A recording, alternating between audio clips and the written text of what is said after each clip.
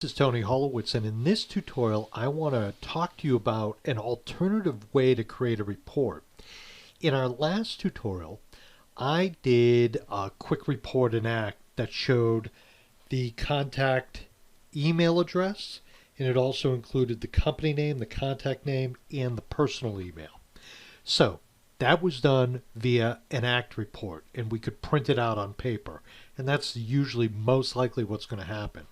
But on that note, what I can also do is I have all my contacts looked up, 5,376. I'm going to click on a list view. Now, what I did before I started this tutorial is I took and personalized the columns that I saw. So I see company, contact, and the email address. If you right-click in the list view area, you can customize the columns to see only what you want to see.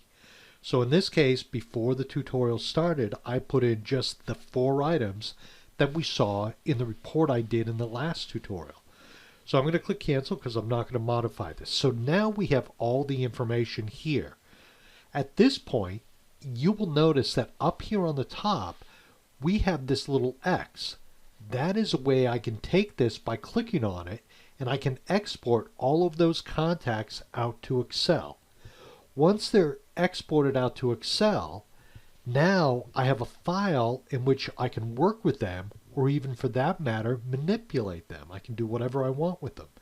So if I want to work with reports or things that I think are going to be a little bit easier to work with in Excel, because as I mentioned before, most people don't know Act reports and how they work, and you work with the templates, but more people are more likely to know how to work with Excel reports. So now I've taken all this information and I've taken it out to Microsoft Excel. So you have an option here.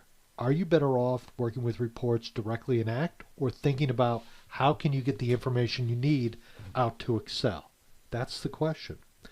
Ladies and gentlemen, my name is Tony Holowitz. Thank you very much. Have a great day.